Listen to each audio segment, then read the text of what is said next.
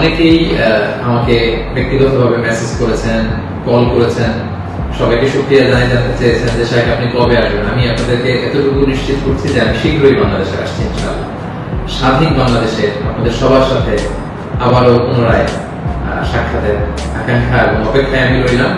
মিজানুর রহমান আজহারী হবে বাংলাদেশের পরবর্তী প্রধানমন্ত্রী, এরকমই চাচ্ছে বাংলাদেশের অনেক মানুষ। অনেকে দাবি তুলছে বাংলাদেশের পরবর্তী প্রধানমন্ত্রী হিসেবে মিজানুর রহমান আজহারীকে দেখতে চাই। তবে সত্যি কি আজহারী হচ্ছে বাংলাদেশের পরবর্তী প্রধানমন্ত্রী? সম্প্রতি শেখ হাসিনা দেশ ছেড়ে পলায়ন করার পর মানুষের মনে এই প্রশ্ন জাগছে যে কে হবে বাংলাদেশের পরবর্তী প্রধানমন্ত্রী। বাংলাদেশের মানুষ এখন এমন একজনকে প্রধানমন্ত্রী হিসেবে দেখতে চায় যে কিনা হবে সৎ এবং শুধুমাত্র দেশকে নিয়ে ভাববে। আর বাংলাদেশের মানুষের মধ্যে অত্যন্ত জনপ্রিয় একটি মুখ হচ্ছে মিজানুর রহমান আজহারী। আজহারী কি সত্যি বাংলাদেশের প্রধানমন্ত্রী হওয়ার যোগ্য? আপনারা আজহারী সম্পর্কে কতটুকু জানেন?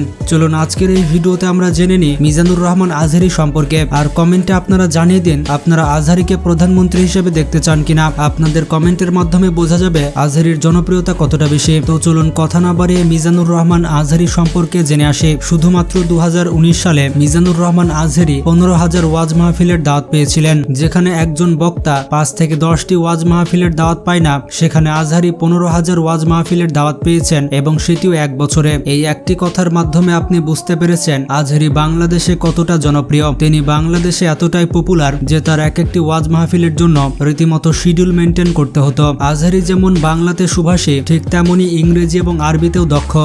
Cannot consume the forehead of those who perform sajda even once in his lifetime.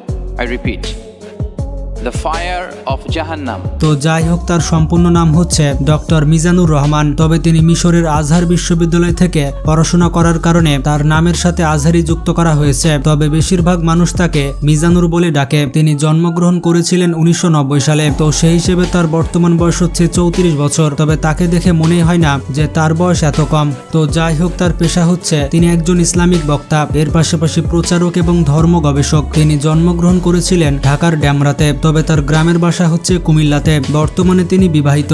2017-18 সালের দিকে তিনি বিবাহ বন্ধনে আবদ্ধ হন। তবে আজহারীর কতজন সন্তান রয়েছে এই নিয়ে অনেক বিতর্ক রয়েছে। তবে অনলাইনে আজহারীর সাথে তার মেয়ের ছবি দেখা গিয়েছে। কয়েক বছর আগে তিনি ঢাকার একটি আবাসিক এলাকায় বসবাস করতেন।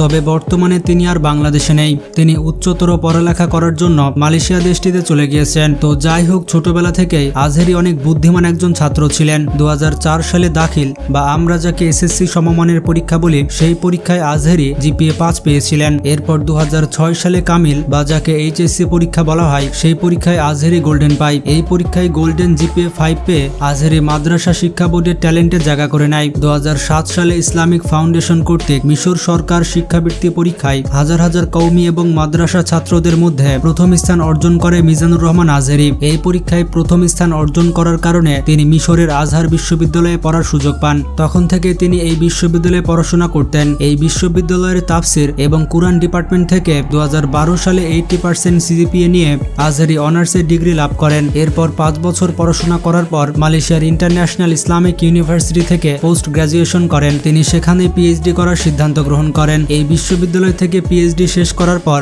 তার নামের আগে ডক্টর যোগ হয়। তবে অনেক মানুষ রয়েছে যারা মিজানুর রহমান আজহারীর পিছে পড়ে থাকে। আমার মনে হয় যারা আজহারীকে সহ্য করতে পারে না তাদের ইসলাম সম্পর্কে খুবই কম জ্ঞান রয়েছে। আসলে বাংলাদেশের শিক্ষিত সমাজ এটা ভালো করেই জানে যে আজহারী কেমন মানুষ এবং তার সক্ষমতা কতটুকু। তবে আজহারী সাহেবকে কেন বাংলাদেশ ত্যাগ করতে হয়েছে এই নিয়ে অনেক তর্ক বিতর্ক থাকলেও আসলে তিনি যে কারণে বাংলাদেশ ছাড়তে বাধ্য হয়েছেন সেটি হচ্ছে আজহারী তার একটি ওয়াজ মাহফিলে বলেছিল নবীজির 6 প্যাক বা সুঠাম দেহ ছিল। এটি শোনার পর কিছু মূর্খের দল আন্দোলন করতে শুরু করে দেয়। আর তাদের দাবি এটা ছিল যে রাসূল সাল্লাল্লাহু আলাইহি ওয়াসাল্লামকে কটূক্তি করে আজহারী এই কথাগুলো বলেছিল। তবে শিক্ষিত সমাজ ঠিকই বুঝতে পেরেছিল যে মিজানুর রহমান আজহারী কি বোঝাতে চেয়েছিলেন। যুগের সাথে যে মাহফিলের শব্দ পরিবর্তন করতে হয় সেটা হয়তো বাংলাদেশের মোল্লা গ্রুপ ভুলে গিয়েছিল। তবে একটি কথা ঠিক যে ইসলামের পথে যে কথা বলবে তার বিরুদ্ধে এরকম অযথা আলোচনা থাকবেই এবং রাসূলের মতো তাদেরকেও হিজরত করতে হবে। তো যাই হোক, এই সব কারণে আজহারী বাংলাদেশ ত্যাগ করে মালয়েশিয়াতে চলে গিয়েছিলেন। তবে অনেকে বলে থাকে আজহারী আওয়ামী লীগের চাপে পড়ে বিদেশে গিয়েছিলেন। আজহারী কেন বাংলাদেশ ত্যাগ করেছিলেন সেটি জেনে থাকলে কমেন্ট করে জানান। আজহারী বাংলাদেশের মানুষকে এতটাই ভালোবাসেন যে ইসলামের পথে তাদেরকে রাখার জন্য এবং ইসলাম সম্পর্কে সঠিক জ্ঞান প্রদানের জন্য মালয়েশিয়া থেকে সোশ্যাল মিডিয়াতে তিনি ইসলাম প্রচার করে যাচ্ছেন। মজা মজার ব্যাপারটি হচ্ছে আজহারি যখন ইউটিউব চ্যানেল খুলেছিলেন তখন বিশ্ব রেকর্ড করে ফেলেছিলেন।